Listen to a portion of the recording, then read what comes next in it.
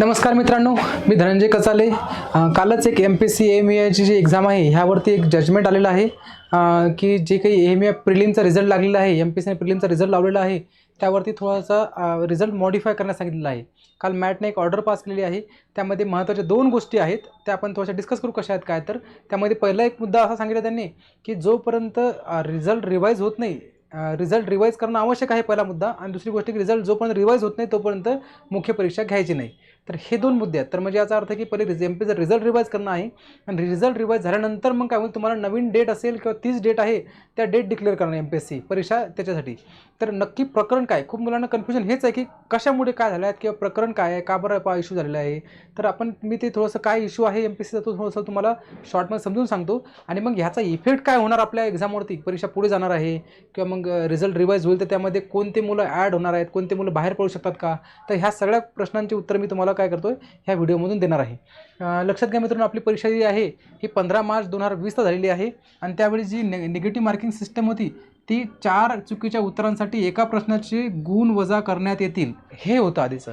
म्हणजे याचा अर्थ काय, जर का तुमचे 4 प्रश्न रॉंग होत आहेत तरच तुमचा 1 मार्क्स कमी होईल. जर का तुमचे 5 क्वेश्चन रॉंग होत आहेत, याचा अर्थ एकच मार्क्स निगेटिव्ह होणार. नंतर 6 होत आहेत तरी एकच, 7 होत आहेत रॉंग तरी एकच.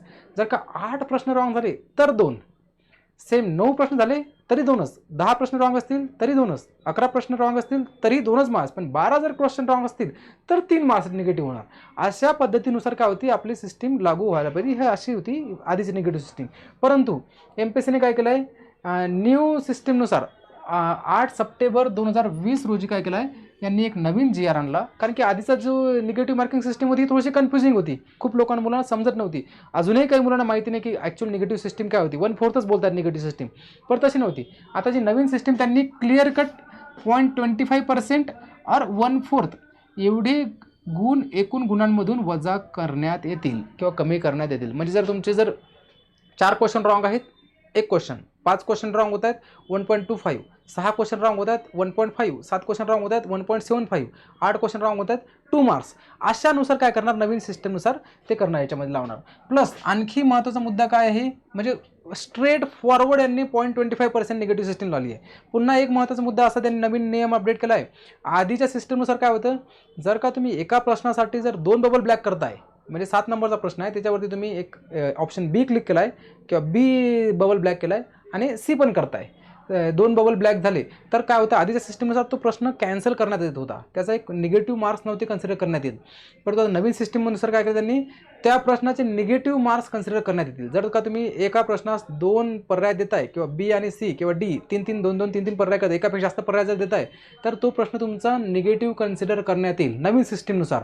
म्हणजे जर RTOच्या परीक्षेमध्ये, आपल्या AMAच्या परीक्षेमध्ये जर एखाद्या मुलाने एखाद्या प्रश्नाचे 2 पर्याय जर त्यांनी क्लिक केलेले आहेत B आणि C, तर जुन्या सिस्टमनुसार त्याचा 0.25 मार्क्स कमी व्हायला नको होते, पण नवीन सिस्टमनुसार त्यांनी 0.25 मार्क्स केले. म्हणजे जर एखाद्या मुलाचे जर 35 मार्क्स आहेत तर त्याला 35 मार्क्स, त्याचा एक प्रश्न जर त्याने डबल क्लिक केलेलं उत्तर, तो त्याची ॲक्च्युली निगेटिव्ह होता, तो म्हणजे त्या चुकला होता, पण त्या 2 बबल ब्लॅक केल्यामुळे काय झालं, तो प्रश्न कॅन्सल व्हायला हवा होता. म्हणजे याला इथे 35.25 मार्क्स याला हवे होते. म्हणजे तो 0.25 मार्क्सचे वजा नसते आले ना, तर आता त्याचे 35.25 मार्क्स येणार होते, लक्षात घ्या. पण मग त्याचे काय झालं, 35 मार्क्स आले आहेत. परंतु ह्या 35.25चा खूप मोठा इफेक्ट होणार. मी लक्षात घ्या, हा एक्झाम्पल दिला ना, हे लक्षात घ्या, मी नंतर तुम्हाला कळेल की याचा नक्की असर काय होतो. तर ज्या विद्यार्थ्यांचे 2 बबल ब्लॅक झालेले आहेत आणि त्यांचं जर तो निगेटिव्हमध्ये गेला आहे आणि 0.25 मार्क्सचं नुकसान झालं असेल, तर त्यांचं ह्या 0.25 मार्क्सचाही मोठा इफेक्ट होतो, हे मी तुम्हाला पुढच्या एक्झाम्पलमध्ये समजेल सांगतो. तर आता ह्यामध्ये आणखीन क्लॅरिफिकेशन येण्यासाठी एक सांगतो मी तुम्हाला. आता नवीन सिस्टमनुसार काय आहे हे बघा, लक्षात घ्या. आपण जर एक 16 क्वेश्चन अटेम्प्ट केले आहेत एखाद्याने, तर ओल्ड सिस्टमनुसार आणि न्यू सिस्टमनुसार, समजा 16चे 16 तुमचे करेक्ट आहेत, तर 16 सिस्टम करेक्ट आहे तर तुमचा जर ओल्ड सिस्टमनुसार तुम्हाला 16 मार्क्स यायला हवे होते, न्यू सिस्टमनुसार तुम्हाला 16. परंतु जर 17 नंबरचा क्वेश्चन अटेम्प्ट करताय आणि तो तुमचा रॉंग होतो आहे, तर ओल्ड सिस्टमनुसार तुम्हाला 16च मार्क्स यायला हवे होते, परंतु न्यू सिस्टमनुसार तुम्हाला आले आहेत 0.75, 15.75. 18 नंबरचा क्वेश्चन अटेम्प्ट करताय, तोही रॉंग होतो आहे, ओल्डनुसार 16च, न्यूनुसार 15.5. जर तुम्ही 19 नंबरचा क्वेश्चन अटेम्प्ट करता तो पण रॉंग होतो आहे, ओल्ड सिस्टमनुसार 16च आणि न्यू सिस्टमनुसार तुमचे 15.25. आणि 20 नंबरचा क्वेश्चन जर अटेम्प्ट करताय तो पण रॉंग होतोय, पण ओल्ड सिस्टमनुसार आता काय झालं तुमचे 4 क्वेश्चन रॉंग झाले आहेत. आणि लक्षात घ्या सलगच झाले पाहिजे असं नाही आहे. 4 मल्टिप्लिकेशन 4च्या मल्टिप्लिकेशन जर क्वेश्चन रॉंग होतील तर तुमचं होते. तर इथे किती तुमचे 15 मार्क्स आणि इथे पण 15. पण इफेक्ट काय झालं, ह्या ज्या मुलांचे मार्क्स 15.75 आले आहेत, 15.5 आले, 15.25 आले आहेत, त्यांचे मार्क्स तर 16 हवे होते, परंतु ते आले 15.75. तर ह्या मुलांनी काय सांगितलं, तुम्ही तर परीक्षेच्या वेळी आम्हाला सांगितलं की अशी आमची गुणपद्धती आहे आणि तुम्ही परीक्षा झाल्यानंतर सांगताय की आम्ही अशी गुणपद्धती लावणार आहे. तर असं चालणार नाही. ॲक्च्युली MPSC जर रूल लावतोय तर तो रेट्रोस्पेक्टिव्ह नसायला पाहिजे. इथून पुढे ज्या परीक्षा घेताय त्या परीक्षांसाठी लावा तुम्ही तशी गुणपद्धती, परंतु परीक्षा झाले त्याला कसं काय लावणार. म्हणून ते मुलं मॅटमध्ये जिंकलेले आहेत आणि त्यांच्या साईडने निकाल लागला आहे. MPSCला रिझल्ट रिवाईज करायला सांगितलेलं आहे. आता ह्याचा इफेक्ट काय होणार बघा, लक्षात घ्या तुम्ही. आता ही आहे तुमची मार्किंग सिस्टम. आता याचा इफेक्ट आपल्या रिझल्टवरती कसा होणार ते आपण बघू याच्यामध्ये. लक्षात घ्या, आता इथे काय झालेलं आहे, 36 मार्क्स आहेत. ॲक्च्युली तर बघा राऊंडअपमध्ये मार्क्सवरती आहे. आता याच्यामध्ये जे काही फ्रॅक्शनवाले राऊंडअपवाले सगळ्यांवरती याचा इफेक्ट होणार बघा, लक्षात घ्या. आता ह्या ठिकाणी आपण एक एक्झाम्पल घेऊ.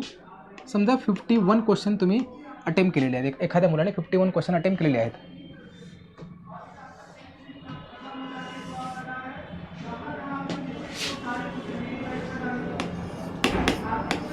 क्वेश्चन अटेम्प्ट केले तुम्ही आणि त्यातले 39 क्वेश्चन तुमचे बरोबर आहेत आणि 12 क्वेश्चन तुमचे रॉंग आहेत.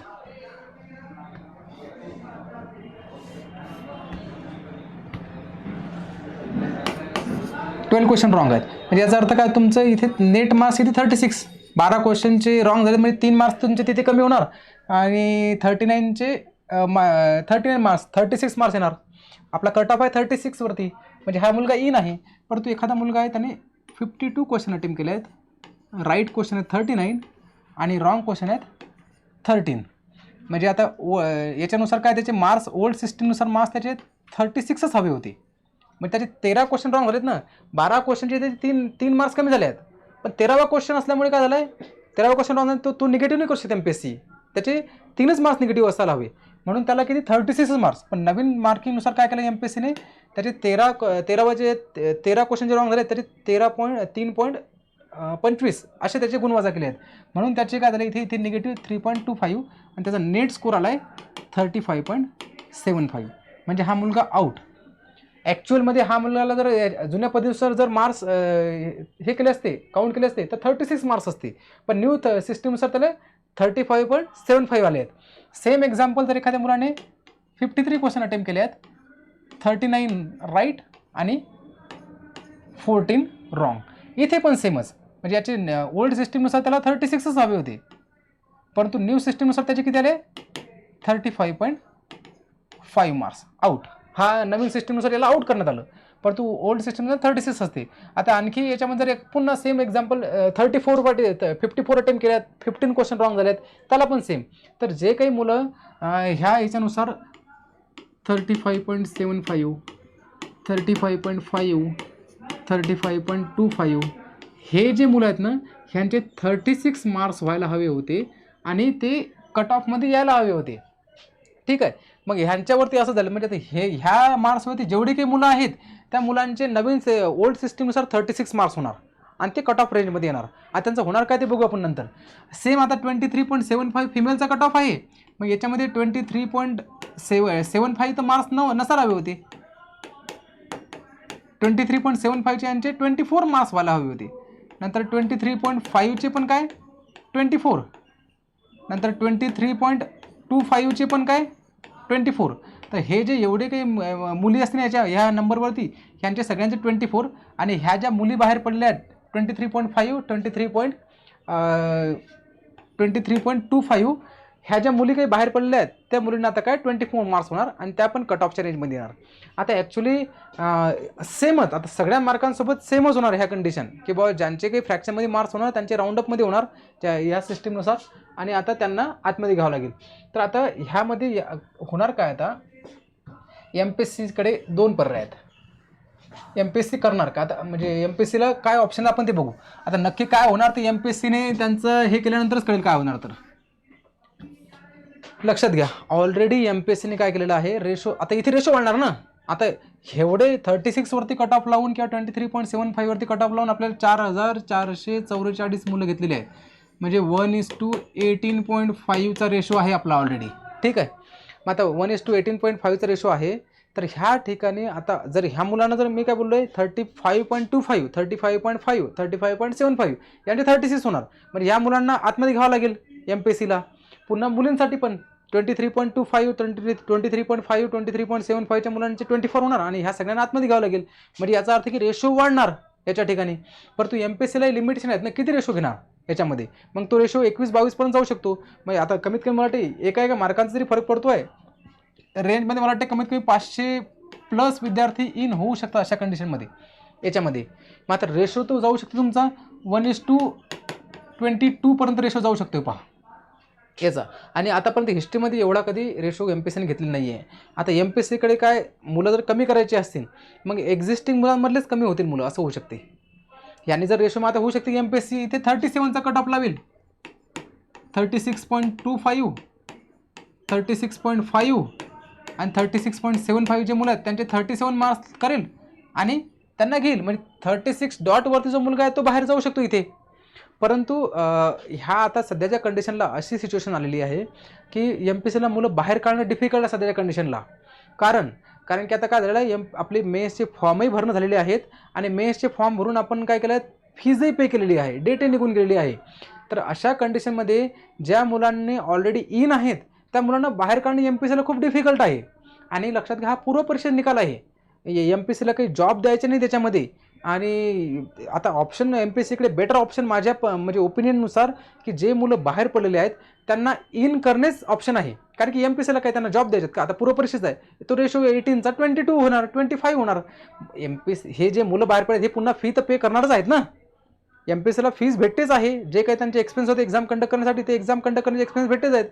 शेवटी यांच्यामध्ये फाईट कॉम्पिटिशन वाढेल. तर ऑप्शन मला वाटतं की शेवटी काय होणार की ह्या मुलांना आतमध्ये घ्यावं लागेल, रेशो वाढेल त्याचा, MPSC रेशो वाढावं लागेल त्यांना आणि आतमध्ये घ्यावं लागेल नवीन रिझल्ट रिवाईज करून. मग आता ह्या कंडिशनमध्ये जर आता आपण विचार केला की ह्या मुलांना आतमध्ये घ्यायचं आहे तर कोणते कोणते मुलं येतील याच्यामध्ये, 36.25, 36.5, 36.75, 35.25, 35.5 आणि 35.75 हे मुलं 36 मार्क्स होणार. त्यांचे पण सेमच का होणार, आजूबाजूचे फ्रॅक्शनवाले आहेत ते मुलं आतमध्ये येणार. तर एक 400-500 मला वाटते मुलं अजून एक्स्ट्रा येऊ शकतं याच्यामध्ये. मग आता परीक्षा ठीक आहे, आता हे जर MPSC रिझल्ट रिवाईज करायचं म्हटलं, आज जरी MPSC रिझल्ट मीटिंग घ्यायची ठरवली तरीही मला वाटतं की त्याच्यावरती डिसिजन आज जरी घेतलं तरी रिझल्ट रिवाईज करायला आणखी 5-7 दिवस तरी कमीत कमी वेळ लागेलच. आणि या 5-7 दिवसाचा वेळ लागला MPSCला, तिथून मग त्यांना काय करावं लागेल, नवीन जे मुलं आतमध्ये येतात त्यांना पुन्हा फॉर्म भरण्याची संधी द्यावं लागेल आणि त्यामध्ये 15-20 दिवस त्याच्यामध्ये जाणार. तर मला म्हणजे माझ्या पर्सनल ओपिनियननुसार 30 ऑक्टोबरपर्यंत परीक्षा होणं डिफिकल्ट आहे. परंतु MPSCने जर काही मोड काढला एक्स्ट्राचा याच्यामध्ये की बाबा आपण घेऊ परीक्षा वेळेवरती, परंतु माझ्या पर्सनल जो ओपिनियन आहे त्याच्यानुसार परीक्षा वेळेवरती घेणे कठीण आहे. कमीत कमी 15 दिवस ते 1 महिना तरी तुमची परीक्षा पुढे जाऊ शकते. ह्यानुसार तुम्ही अभ्यासाचा प्लॅन करावा. जे काही आता नवीन मुलांनी अभ्यास सुरू केला आहे आता वेळेवरती त्याच्यासाठी ॲडव्हान्टेजेस आहे, पण जे जुने मुलं आहेत त्यांनीही ह्या गोष्टीचं निगेटिव्हली न घेता आता जे काही तुमचं रिझल्ट लागल्यानंतर, डेट डिक्लेअर झाल्यानंतर तुमचं जे मोमेंटम भेटलेलं आहे तुम्हाला, ती मोमेंटम तुम्ही चांगल्या प्रकारे कंटिन्यू ठेवा आणि अशाच पद्धतीने पेस ठेवा. लक्षात घ्या, मागच्या वेळेसारखे जे मराठा रिझर्वेशनचा प्रॉब्लेम होता, MPSCकडे क्लिअर कट इन्स्ट्रक्शनच नव्हत्या काहीच. आता MPSCला क्लिअर कट इन्स्ट्रक्शन आहेत की तुम्ही कशा पद्धतीने रिझल्ट लावायचा आहे आणि तो कधी लावायचा आहे. तो लवकरात लवकर MPSC रिझल्ट लावेल आणि लवकरात लवकर आपली डेट डिक्लेअर करेल. जास्त दिवस मला वाटतं याच्यामध्ये जाणार नाही आहे. भले आपली परीक्षा पोस्टपोन झाली 15 दिवस, 1 महिना, 2 महिने कितीही हो समजा, परंतु MPSC 8-10 दिवसामध्ये ज्या वेळेस रिझल्ट रिवाईज करणार त्यावेळेस ती डेटही MPSC नक्की सांगेल. आता ॲक्च्युअलमध्ये पुन्हा आपले 30 ऑक्टोबरला आहे, नोव्हेंबरमध्ये दिवाळीचे दिवस आहे 10-15 दिवस, तर तो शक्यच नाही आहे. मग डिसेंबरमध्ये राज्यसेवा आणि इंजिनिअरिंग सर्व्हिसेसचे डेट्स आहेत. तर ह्या डेट्समध्ये जर आपल्याला कधी डेट भेटते काय भेटते ते नक्की सांगू शकत नाही, पण ती जी काही डेट असेल ती डेट आपल्याला लवकरात लवकर कळलंच. त्यामुळे तुम्ही ह्या अभ्यासांवरती अजिबात इफेक्ट होऊ देऊ नका. आणि माझ्या ओपिनियननुसार जे एक्झिस्टिंग मुलं आहेत त्यांच्यावरती तर काही इफेक्ट होणारच नाही आहे, ते मुलं बाहेर पडणारच नाही आहेत. जे काय असेल ते न्यू मुलं आतमध्ये येणार आहेत. आणि MPSCचंही मला एक धोरण कळत नाही आहे ॲक्च्युली. जर आपण ह्या गोष्टी रूल बदलले आहेत तर रेट्रोस्पेक्टिव्ह नको लावायला. कारण की राज्यसेवा ST नंतर महाराष्ट्र सर्व्हिसेस ह्या एक्झाम नंतर झाल्या, त्यांचे रूल चेंज झाल्यानंतर. आपली परीक्षा ही मार्चमध्ये झाली होती, तर मार्चमध्ये झाल्यामुळे ते तसे नियमानुसार आपल्या जुन्याच नियम पद्धतीनुसार आपले काय करायला पाहिजे होते, रिझल्ट लावायला हवे होते. परंतु MPSCचा कारभार त्यांना माहिती. आपल्या हातामध्ये एकच गोष्ट आहे की अभ्यास करणे. आता सध्या अभ्यास कंटिन्यू ठेवा, अभ्यासामध्ये डिस्टर्बन्स होऊ देऊ नका आणि जो काही तुम्हाला वेळ भेटतो एक्स्ट्रा तो बोनसमध्ये कन्सिडर करा. ठीक आहे मित्रांनो, ऑल दी बेस्ट. थँक्यू.